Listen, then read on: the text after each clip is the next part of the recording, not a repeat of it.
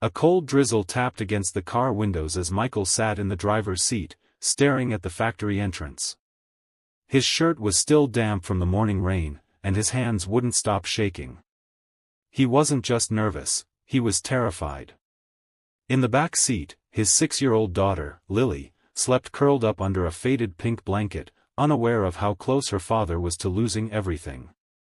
Today, Michael was going to beg his boss for more hours. Not for luxury, not for comfort, but just so he could afford rent and medicine for his little girl. He wiped his eyes, took a deep breath, and whispered to himself, "For you, baby. I'll do anything." Then he stepped into the rain and walked inside, unsure of what truth he might uncover. Before we continue, if you believe kindness has the power to change lives, don't forget to subscribe, like, and share your thoughts in the comments. You're watching Kindness Lights, where every story reminds us that compassion still matters. Now, let's get back to Michael. Michael worked at a packaging warehouse in Ohio, a place where the machines roared louder than the voices of the people who ran them. The job wasn't glamorous, and the pay barely covered groceries, but it was all he had. His wife had passed away when Lily was just 3, and ever since then, he'd been doing everything alone. No family close by, no friends with extra time, just long shifts and a little girl who held his world together with crayons and bedtime hugs. That morning, Michael waited outside his boss's office, pacing the hallway. His boss, Mr. Reynolds, was known for being strict, emotionless, and obsessed with rules. He rarely smiled, and workers often whispered that he didn't care about anyone but numbers. But Michael needed him to care today. Rent was overdue, the landlord had slipped a warning under his door, and Lily's asthma inhaler was running out.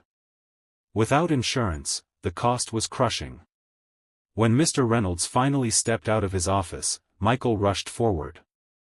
"Sir, I need to talk to you. Please."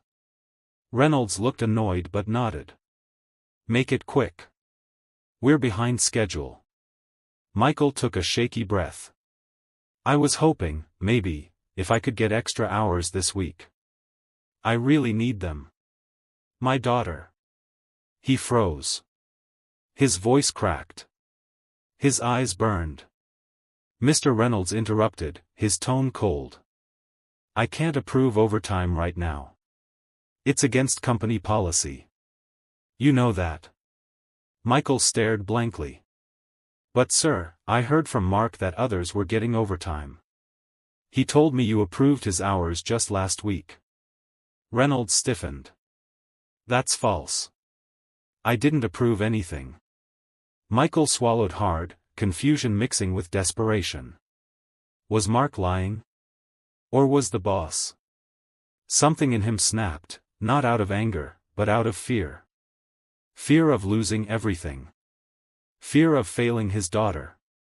He wasn't trying to fight, just trying to survive.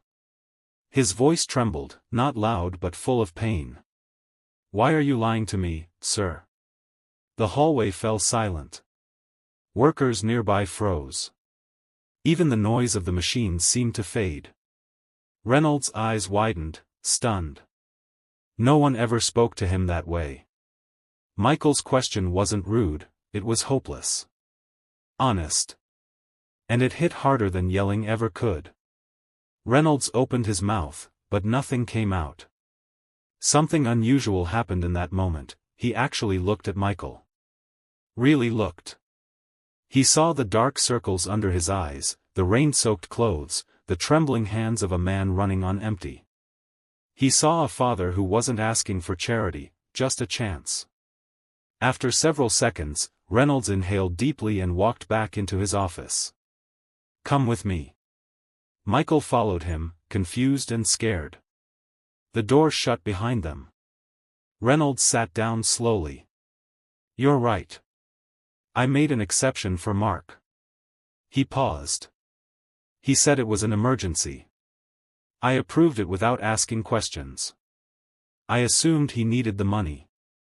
Michael swallowed. "And I don't?" Reynolds shook his head. "I didn't say that. I just didn't know." I didn't look. His voice dropped to a quiet, unfamiliar tone. I forget sometimes that people here have lives outside these walls. It wasn't an apology, but it was the closest thing Michael had ever heard from him.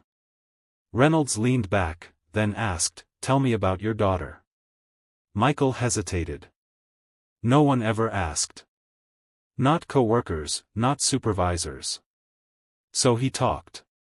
He told him about Lily's asthma, about her drawings on the fridge, how she loved stars and believed every person had a special light inside them.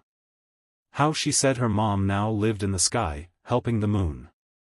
For the first time, Reynolds listened like a human being, not a manager. Then he stood up and opened a drawer. "I can't just change policy when I feel like it. But I can request emergency approval with corporate. It'll take a few days. Until then," he placed a white envelope on the table. "This is for your daughter's medication." Michael backed away. I can't take that, sir." "It's not charity," Reynolds said softly. "It's kindness. Take it. And don't make me explain it again." Michael's eyes filled with tears. He accepted the envelope with both hands, holding it like something fragile. For the first time since his wife's passing, he didn't feel alone. The next week, overtime was officially approved. Workers were shocked, but none more than Michael. And that wasn't the only change.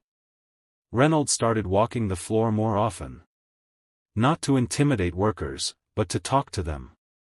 Learn their names. Ask about their families. Little by little, the warehouse felt warmer, more human. One afternoon, Michael brought Lily to the warehouse to say thank you. She shyly handed Reynolds a drawing. It was of a big building with glowing windows, and inside were little stick figures smiling. Above it she wrote, "A place with lights." Reynolds' voice cracked as he whispered, "Thank you, young lady." He didn't hang the drawing in his office. He framed it. Kindness didn't make him less strict, or less focused, or less professional.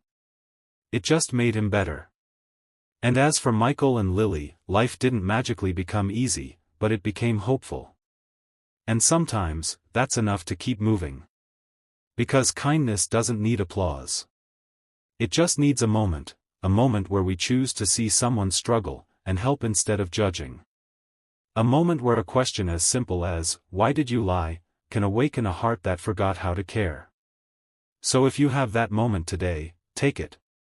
The world doesn't change through grand gestures. It changes through one small kindness at a time. And just like Lily said, every person has a light inside them.